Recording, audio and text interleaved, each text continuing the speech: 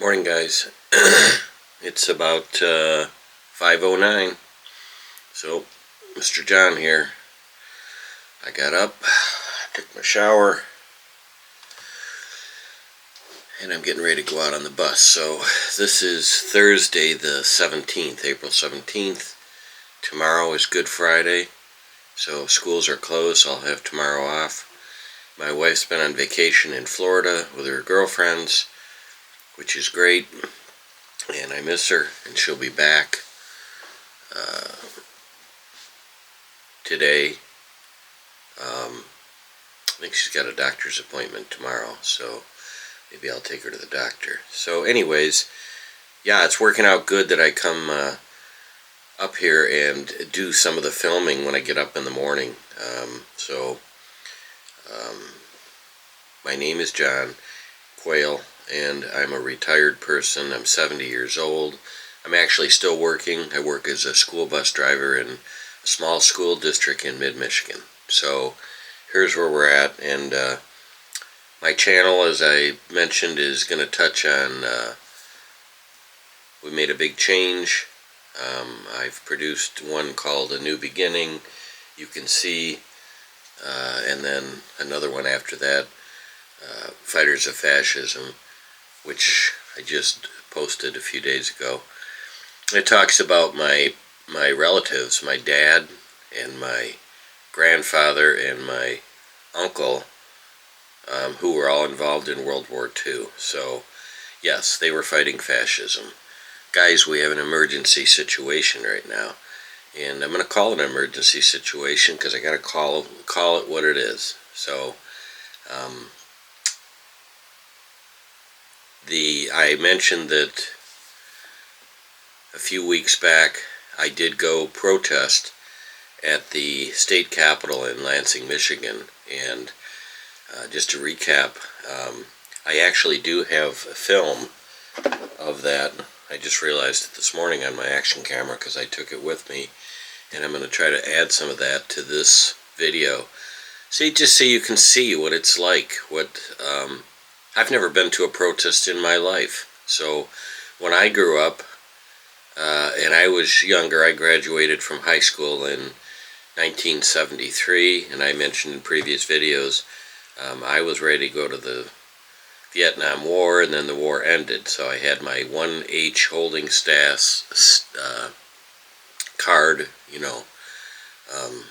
ready to go. And I was just mentioning to someone the other day that they had a lottery system, and what that means is that they had to figure out a way which people from a certain year that you were born were going to go first. So they put all the days, 365 birth dates, and drew them out and lined them up. So my birthday was number 2, so I would have gone. I'm not a fighter. I would have done everything I could to do something like be a mechanic or work in the kitchen. Not because I'm trying to get out of anything, it's what I'm into. I don't think I could pull the trigger. If I had to, I guess that's what I would do, but that's not me. And I have other God-given skills. Actually, I'm a pretty good cook, I think. I love to cook at home. But my real talent is my hands here. My dad taught me how to take things apart and put them back together. So, and we talked about that in the last video, that I mentioned that I really never understood the whole thing of the Battle of the Bulge in World War II, and then the importance of the Red Ball Express and how that was so crucial. Wasn't everything, but it was a big part of it. It was one part. We all did our part of winning the war, because without the gasoline and the supplies, especially the gasoline in the beginning, the Germans ran out. So let's go to what we're going to talk about today. And again, I'm pretty riled up here. So, but I don't think that's really the right term, is to say I'm riled up. I have passion, and I love my country, I love living here. I've lived here all my life. I do like living in Michigan, but our whole country is a beautiful place. But what makes our country different than, let's say, Europe, it's not just the geography or the climate or the types of restaurants we have or anything like that. It's the freedoms that we enjoy. So let me give you a little more background. When we did the last one, there was a picture of my grandfather, and I'd like to just speak, and I'm not sitting here trying to do the brag about my family thing, but it's important. It's really important, and when I saw some of the things that were happening today, it just, wow. So the internet's a very powerful thing, and I went on the internet and I actually found some records. I think it was through Wayne State. So Wayne State is a big university down in Detroit, and they keep a lot of records. So my relatives all lived in Detroit, and Detroit's a big city, and my grandfather, this is a fact, was at the top of his graduating class in high school. And I'm going to say summa cum laude, whatever that means. He had straight A's. He was very smart, very studious. That's what he was about. And I actually found some papers that were showing the graduation celebration for my grandfather when he was in high school, as I stated that right.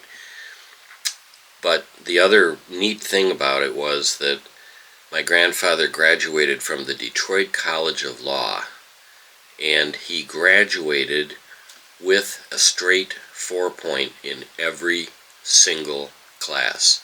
That means he got an A+ in every single class.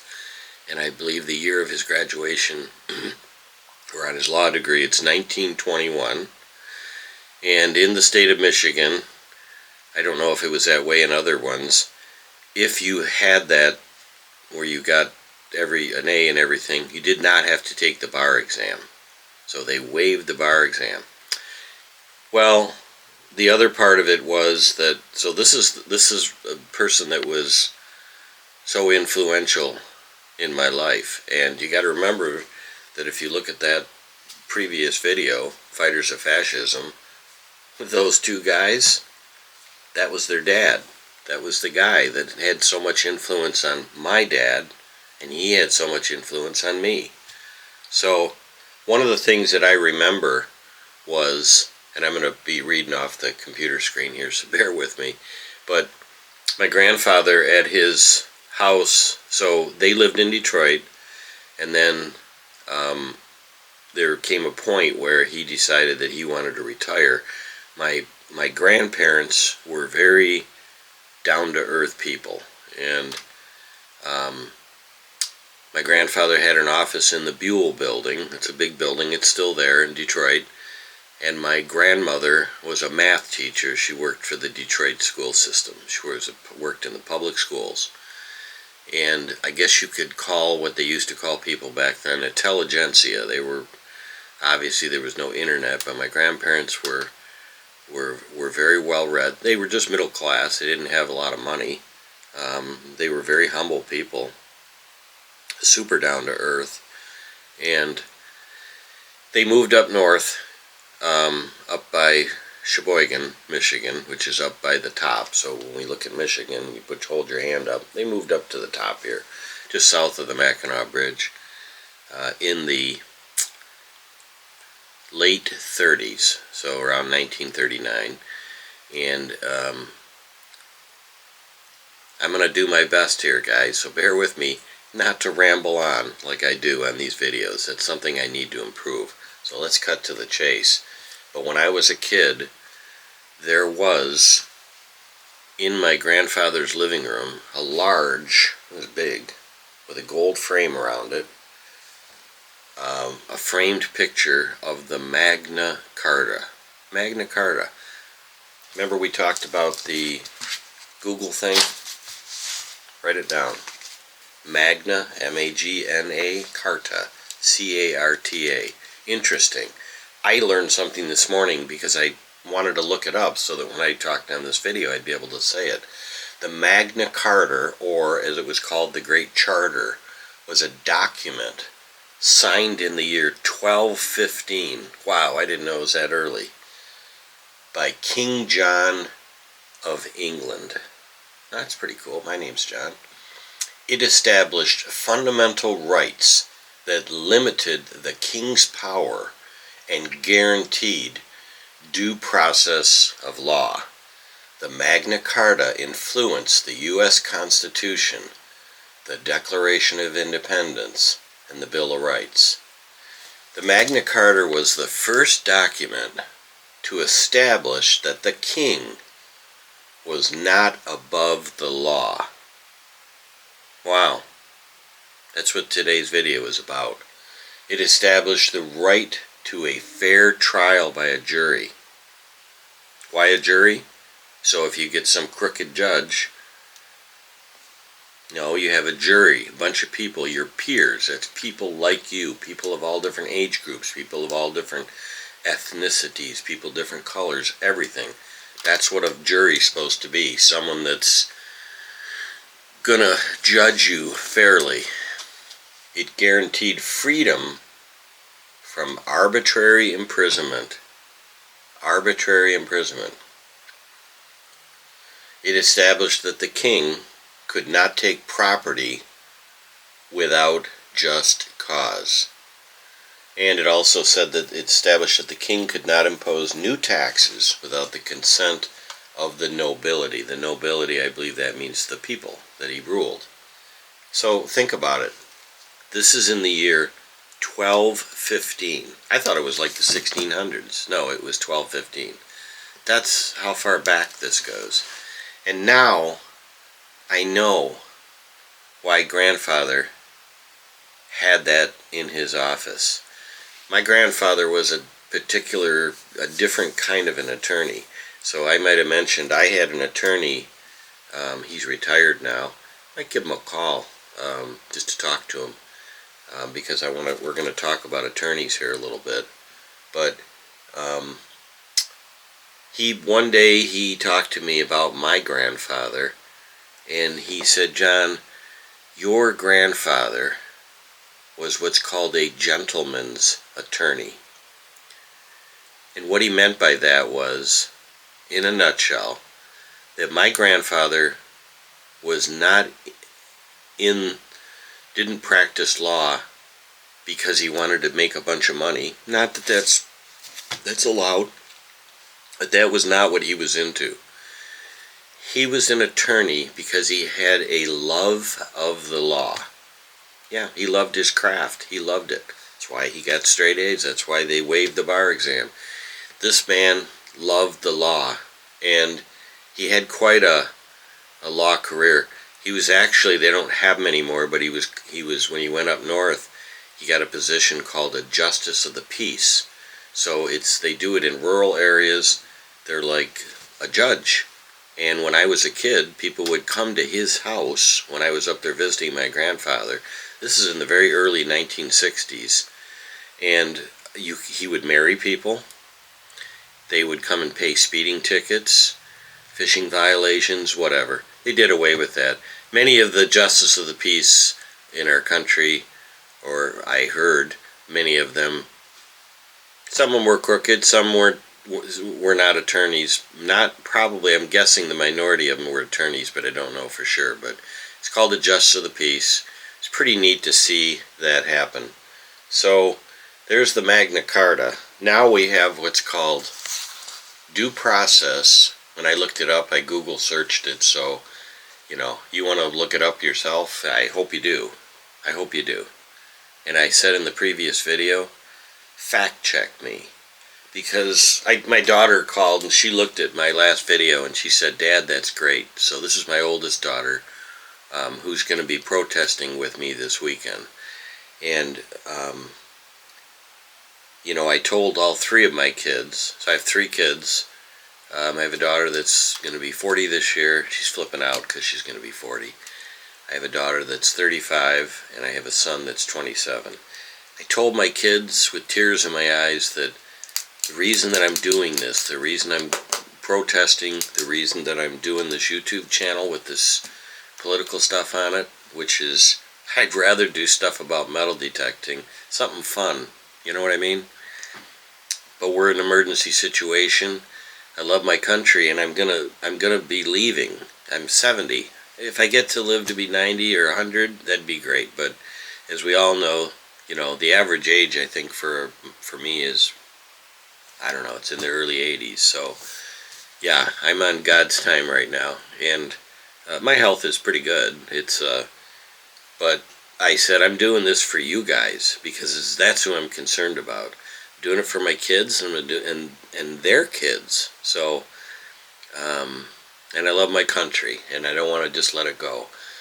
Due process is the legal requirement that all people are treated fairly, and that the government follows established rules when making decisions that affect their lives.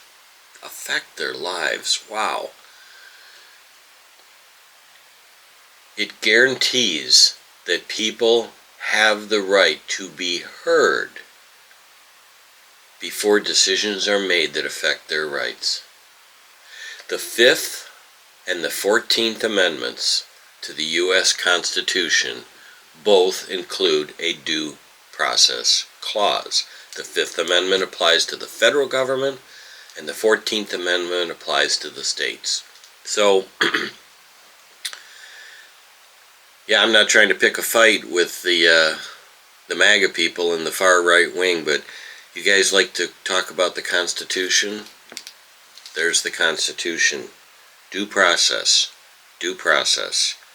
And President Rump has enacted some kind of an emergency clause right now, and that's his workaround to be able to justify, it's wrong, not giving due process. The third thing is, which I looked up, and I looked it up on, here's Wikipedia. It's an interesting word, and I learned from my grandfather. Again, I'll talk about my grandfather. He was a gentleman's attorney, very learned. He was constantly reading books. So at his house, he had this Magna Carta on the wall, and surrounding this, he had bookshelves. He had so many books. He was not a mechanic. His house was not in the greatest of shape, but he had books. He had so many books. I remember the bookshelves kind of sagged. He had so many of them on there, and they were all law cases. Michigan law cases, federal law cases, and he was constantly in there reading these things. And attorneys and lawyers use a lot of Latin terms, and that's what habeas corpus, that's our next one. And the habeas corpus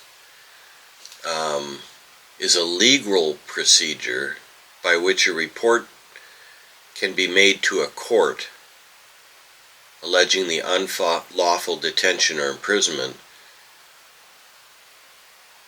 of an individual and requesting to bring the prisoner to court to determine whether the detention is lawful. So these are things that are guaranteed in the United States. And President Rump is trying to take those away from us right now. So there's a big thing about these people that have been deported, and these Venezuelan gang members. So the far right is going to show the country, our president, and the people behind him in this movement, that they're going to go out and get rid of these bad people. So, President Rump has used some kind of an Emergency Powers Act to get around this due process, meaning that he has the right to grab someone And these people, I don't know if they're ICE agents or whatever, they're really the judge and the jury. Is that what we want?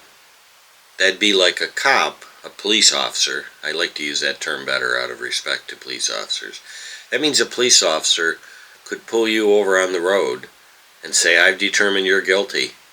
You're guilty of robbing the bank. You're guilty of speeding. You're guilty of killing somebody. I'm the judge and jury, and you don't have due process of law. You're going right into jail. And by the way, we have a jail that's over in Venezuela, and we've made a deal with the president of Venezuela, and that's where you're going to go. So, very disturbing, and that's what you're seeing on the internet. And I'm going to touch base a little bit when I get back, because I gotta take off here a little bit and go drive the bus and do my job. That's what I'm supposed to do. So, it's part of my stoicism. I have to remember to do my job. We all have to do our job. I have to do it because part of it is I need the money. I don't make a whole lot as a bus driver. Part of it is I need to feed my soul. I need to get in that bus with those little kids. They're kids from preschool, and they're all the way up to soon-to-be young adults, seniors in high school. It's I can't tell you how it feeds my soul. But what I'm trying to do here with my YouTube channel, and I'm going to be out on the pavement. And, when I went to Lansing a few weeks ago, and I'll show you some of the video of it. Yeah, it wasn't a bunch of, as our president calls us, radical left people. We're the citizens. President Rump, he works for me too. I pay his salary. He doesn't feel that way, but that is how it works. When we elected officials, they work for the people. That's the concept it's supposed to be. We're so far from that right now. He doesn't feel that way. He feels that he's successfully divided America into two sections. The people that support him, and then there's everybody else. And I'll tell you another very, very disturbing things. Again, use the paper and the pen.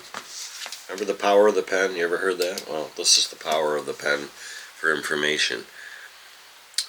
President Rump has gone to large law firms and said, I'm going to sue you. Now, he's not using his personal money. He's doing that on our dime. He's using our country's money, your taxpayer money, but he's going to sue these law firms. These are big, giant law firms. I don't know what they're in the big cities, New York. Okay? They make a lot of money. A lot of money. These are law firms that are kind of the opposite, I would say they are, of what my grandfather was. They're not gentlemen attorneys that are into it for the love of the law. No, they're in it for profit. Pure profit. And that's fine. They have every right to do that. Well, our president, that's what he worships, is money. And the money and being with the billionaires is what gives him his power. So he's gone to these law firms, these big law firms, and made deals and said, either I'm going to sue you and take away all your government contracts, because these big law firms get government contracts, or you'll agree to work for me pro bono, another Latin word, meaning you'll work for free. That's going to be your payment. You'll be under my thumb, and I'll direct you around of what you're going to do, what lawsuits you're going to do. Because remember, we talked about how Rump sues everybody. That's how he goes after people. That's how he gets his retribution. He's a lot about retribution here. Well, shame on those law firms. If my grandfather was alive and I carry the same principles that he does, those law firms, shame on you. You've sold out our country for money. Yep, you have. And not every law firm did it. There's some that stood up to Rump, and I'm sure they'll pay a price. Well, good for you. You're heroes. You stood up to it. Just like what Rump is doing with the universities. He's saying, I'll cut off all the federal funding to the universities if you don't follow my policies and not allow protests on the campus. That's wrong. And some universities are pushing back. Those universities should be recognized for that. That's amazing. So we're not going to go for any of this BS, and that's what it is. And I'm going to be out on the streets, at least with my oldest daughter. I don't know. My son has to work. He just got a new job, so he's going to be working this weekend. But no, we're going to be out. And what I was going to mention is, yeah, it's Easter weekend, and I'm going to be celebrating with my family on Sunday, of course. And do I want to be out? It might be raining. It's probably going to be cold. No, I don't want to do that, but that's what we have to do. And I'm going to appeal to you. Do something. Do something. Support this movement. Don't let it happen. You know, there's a lot of reference to Hitler and Germany. And why do we reference that? Why do I reference it? Well, it's easy to reference it. Why is it easy? Well, you know the old saying, if it walks like a duck and talks like a duck, it's probably a duck. Well, it's kind of the same thing. You know, Donald Trump, rump, says, oh, I don't follow anything that Hitler does. I believe, again, Google it, see what comes up. One of his ex-wives said that he had a copy of, it was either Mein Kampf, which is the book that Hitler wrote when he was imprisoned. It was kind of his handbook, or the book of Hitler's speeches. Either way, guys, it doesn't matter if the ex-wife was just saying stuff to hurt her ex-husband. It's pretty obvious, at least it is to me, because I follow history so much, that Rump is following the playbook of Hitler. Hitler was very successful in what he did. He took over the country, and he took over the German people and took their rights away, and we know the whole story, what happened. Well, when he started out with the first internment camps, these were camps. They weren't built in Germany, I believe. They were built like in Poland. He built them outside of his own country, and he put the people on rail cars and shipped them there. And the first people that he started imprisoning, it wasn't the Jews, it was anybody that went against him, anybody in the press, any of the scientists, the intelligentsia, that could not escape Germany. That's who he locked up first, because you got to stop the pushback. And that's what's happening in our country right now. Now, right now in Hungary, if you want to find out how we're bleeding, Viktor Orban, he runs Hungary, and he's done the same thing. And what he did was he systematically took all the newspaper outlets and any media, and he sued them till they went bankrupt and shut them down. The ones that were remaining, the oligarchs, yep, the ones that are trying to run our country right now, the billionaires, they bought the rest of them up. And over in Hungary, they have no free press. And what they have is every single news outlet praises Viktor Orban. If you want to find out where we're heading, look at Hungary right now today, a modern day example. And Rump, he loves Viktor Orban because that's what he wants to be. That's his goal. Viktor Orban is very successful in taking over Hungary. I'm going to do my damnedest to stop it from happening. So this 70-year-old is going to go out and hit the sidewalks, and we're going to be out there with my friends. And my plead to you before I got to go, let's see, it's almost 5:40, so I got to go climb in my bus. But my thing here, and I'll be back, I've got a doctor's appointment, right? I told you we drive in the morning and then I come back so between 9 and 2. So I got to go and just get my routine physical. But my call to you is do something. And, you know, again, Google it. Use the computer. Rump is using the computer in this movement against us. Use it as a tool. It's an information. It doesn't think for you. It just gives you the facts. There's other ways of doing it. You can use a newspaper if you don't have the computer. You can turn on the news, but look into this stuff and find out. The news outlets right now in our country are very scared to get too radical in what they say. So they're trying to stay right in the middle, right on a balance, because if they get shut down, they can't say anything. And that's what he wants. He's threatening them. He's threatening us right now. Right now, with these Venezuelan gang members, they were not given their due process. Our president, again, Google it, was on the air. I saw him. I saw the video.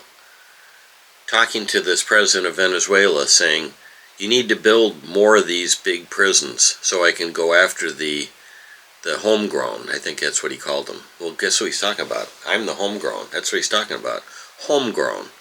That's another word for citizens, U.S. citizens. We're the homegrowns. He wants to put that out so that we're scared. And, you know, I can see it on the forums that I go on.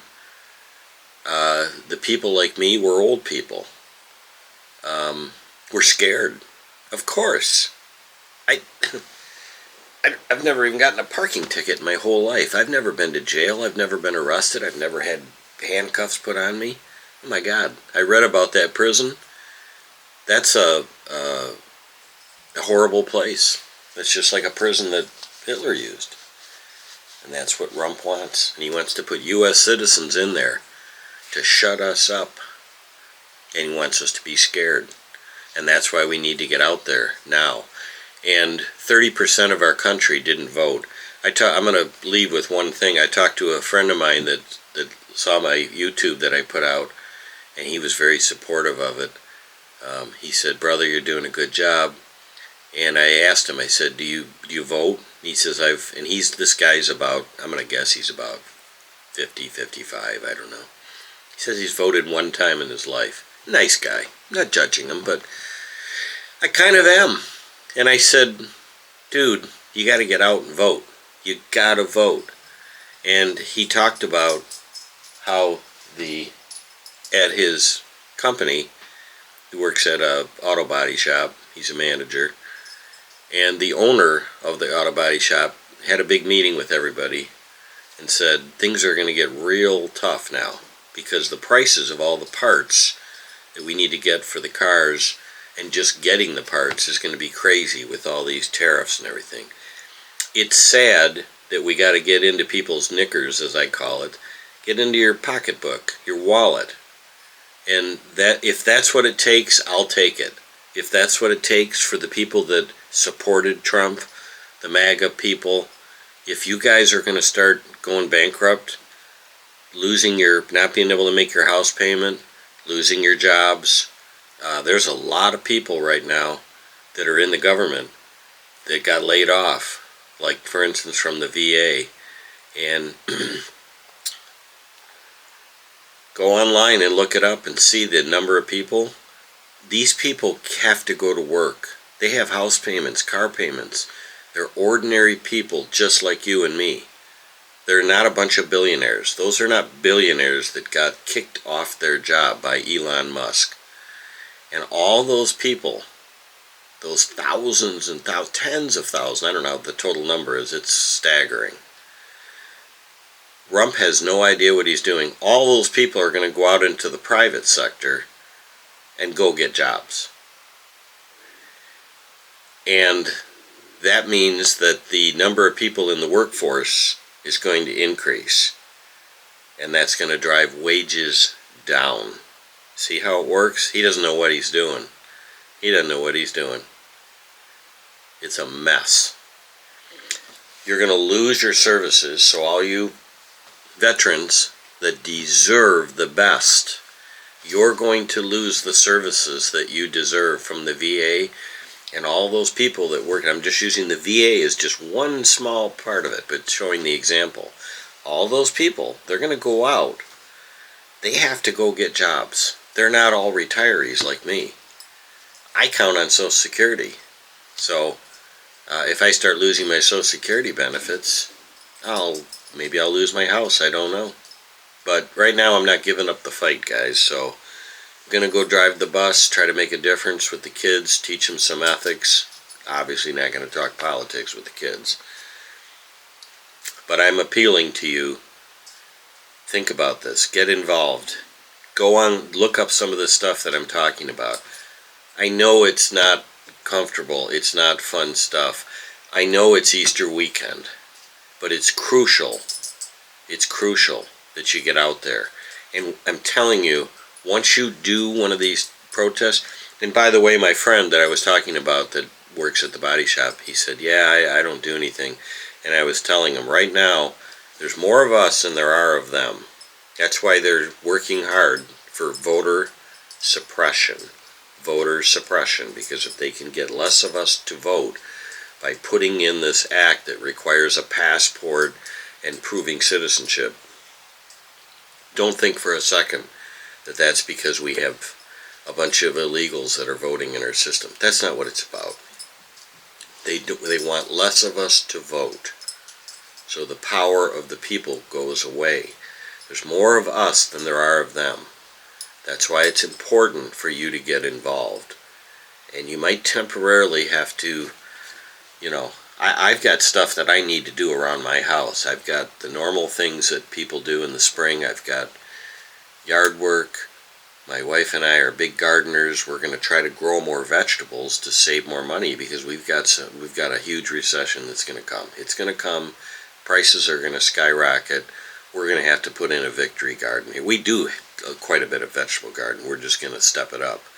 My point is that I'm going to have to take one day, this Saturday, and hit the streets and try to bring attention to what's going on and stand on a street corner. And so I'm putting that thought in your head. I think you should consider that. And if the President of the United States wants to label me as a radical left person, you're looking at him right here. I'm a radical left baby boomer. Mr. President, you work for me, so I'm pushing back on your policies. You don't represent America anymore. And if it takes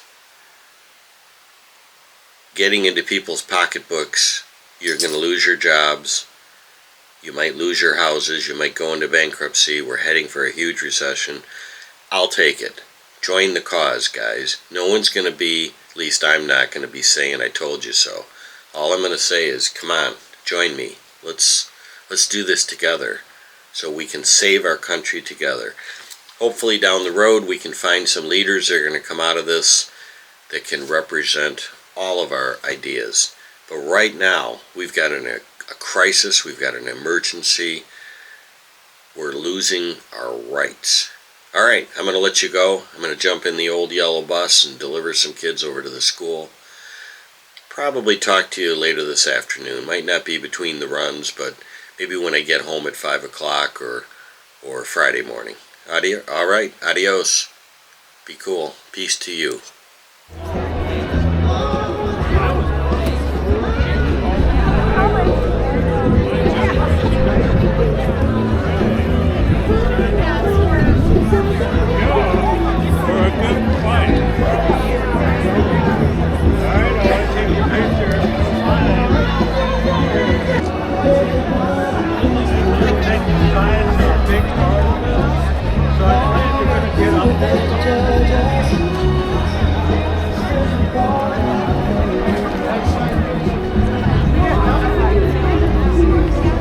Alright, let me film your sign.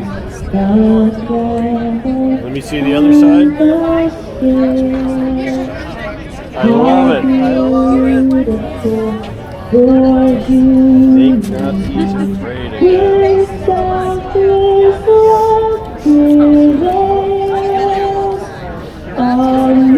the sign that you wanted. I was saying it's not the sign you wanted. Where are you from? Grand Rapids. Where are you from? Grand Rapids. Grand Rapids? Alright. Yes. Feel feeding the volcano. I love it. I like it. That's great. Alright. Where are you from? Chelsea. Chelsea. Alright.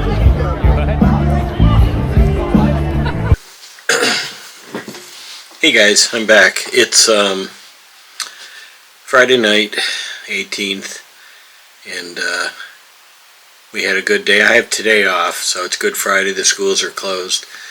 I had some errands I had to run earlier today. I'm helping my youngest daughter find a car, so she needs to find a car, so we had to go down and take a look at that, get that done. Tomorrow morning, we're going to be on the protest line. So we're going to be protesting in Detroit. I'm going to be with my oldest daughter and her husband and a whole lot of people. So I'm going to try to put a clip of the protest that I went to in Lansing on the 5th. And like I said earlier in the previous one, this isn't easy. I mean, I'm just like everybody else. I have stuff to do. I've got a regular life. I've got to go to the grocery store. I've got work around my house.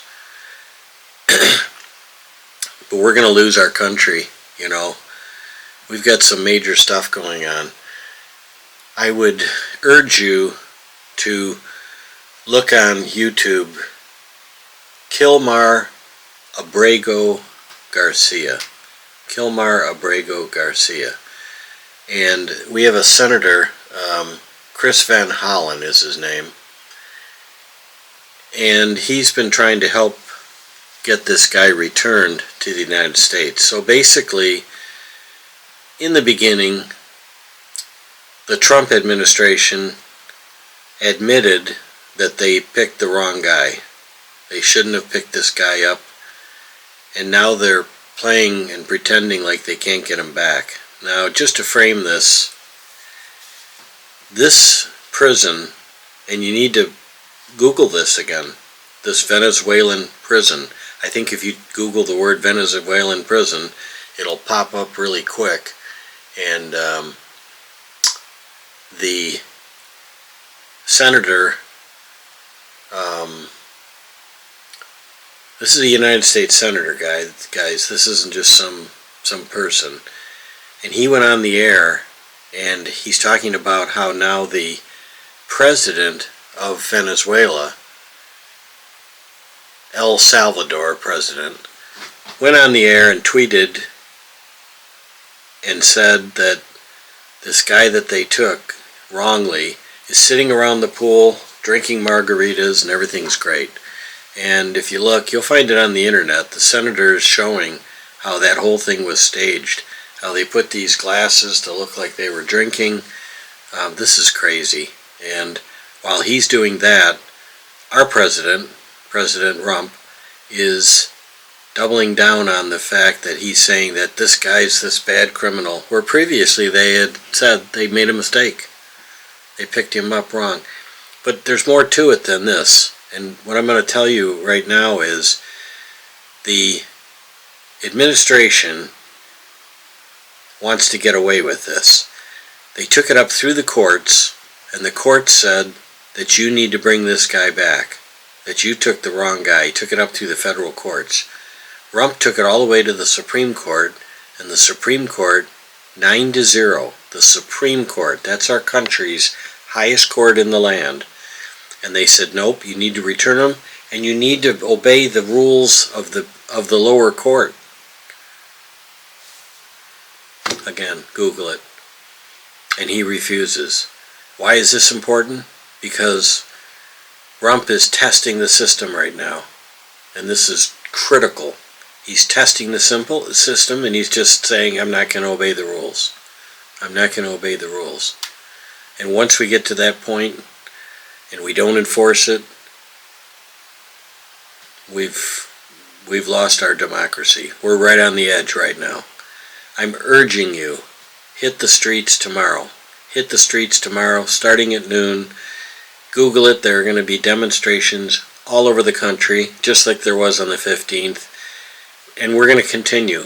And we also have to put pressure on our representatives to impeach Donald Trump. He needs to get out. This is wrong. He's even said, you can also see this, go on the internet, look on the news. Again, people that watch this and go, that's not true. There's some guy on there that's some liberal-minded person, he's making stuff up. I'm not making stuff up. What I'm saying is I'm challenging you to do your own research and look it up and see. And you'll see what's actually happening. And they are testing this, and you can actually see a video of Rump with this president of El Salvador, and they're laughing and giggling, and Rump is saying something, and he's saying, you need to build more prisons, because I'm going to come after the homegrowns, or homeboys, or whatever. And as I said earlier in the video, don't doubt this for a second. He's talking about you. He's talking about me. He's talking about U.S. citizens. And he wants to say that, and the reason you'd think, wouldn't you think that the President of the United States would be afraid to say that?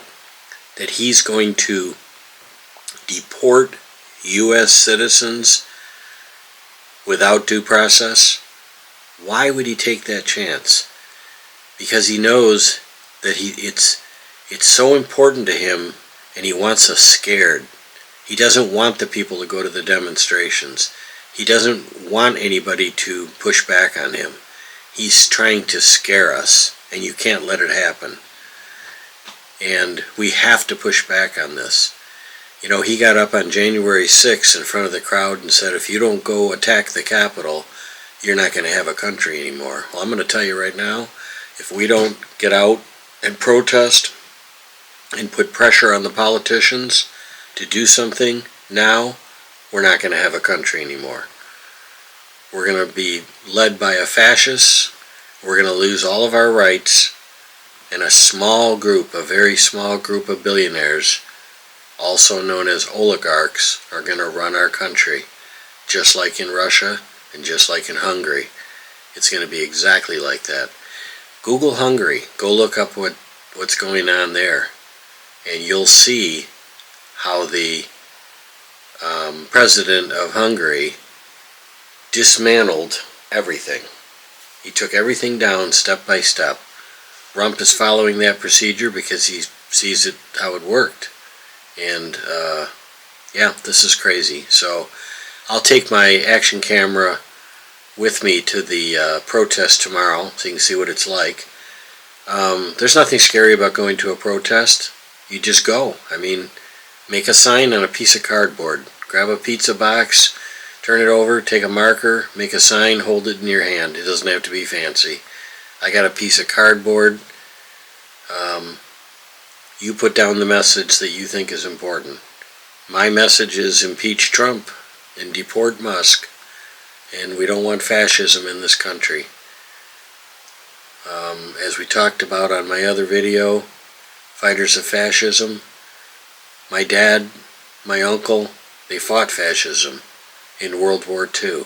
And now we have it in our own country. Our own country. This is a sad day. Very sad day. And I know that there's people out there, as we said before, there's 30% of you that did not vote. We need your help. Veterans, he's always mocked you. He has never honored you for what you've done for this country. And the veterans out there that have voted for him, we need your vote. We need you to vote against him now. We need you to help us like you always have. The veterans have always stepped up for this country, fought in the wars, risked their lives, guys, this is a time that you guys need to step up, all of you. And I'm going to leave with one thought here that, you know, I had some conversation with a friend of mine, and you know, they were saying that when you go to these demonstrations, you know, I hope you don't do anything violent or any damage or property damage or anything. There's no way. That's their way. That's not our way. We're not going to do that. People that are demonstrating at a Tesla dealership should not do any property damage. We can beat them doing it peacefully. Now, are we gonna be not, you know, forceful in our thoughts and back down when we're challenged? No, we're not. We're not going to do that for a second. But we're not going to lower ourselves to their level. And we have to remain peaceful. And, you know, we have to realize that doing anything stupid, violent, property damage, personally insulting people, that's lowering ourselves to their level and doing what they're trying to do to us. That's not how we're going to win. But how we're going to win is by sticking together and not letting them divide us. And we have to come together. And for people that voted for and supported Donald Trump and this far-right movement, that now you're kind of looking at it going, you know, you're by yourself, you're quietly thinking about going, man, I think I made a mistake. No one's going to say, I told you so. What they're going to do is they're going to say, thank God you're here with us. Join us. Let's shut this down now. We have to do it this way. So I'm going to leave it. I'm a little upset today. Yeah, this is very, very tough for me. I love my country. And I think that by going to the protest tomorrow, it's effective. And it's going to happen all over the country. We've got to do this. Maybe I'll get my mind cleared out before I do the next video. But yeah, this is tough. So anyways, Godspeed. Think about some of the stuff I've said. I really, really hope you put some stuff in the comments. Of course, I'm not looking forward to nasty personal attacks on me, but, you know, if you're going to do that, I can't stop you. I'll just look at it. But I would love to have some feedback, and I'd love to know that you're out there and you're getting this message. And if you have ideas that I can improve on something, I'd love to hear from you. My channel is, you know, picking up views, which is great, and as the audience grows. And I think there's quite a few people just like me that are doing the same thing. We're in the panic mode. God's given us this ability to communicate, produce these videos. We're going to use it for some good stuff. So anyways, I'll talk to you in a couple of days. I hope everything goes well. Let's save America, guys. Talk to you later.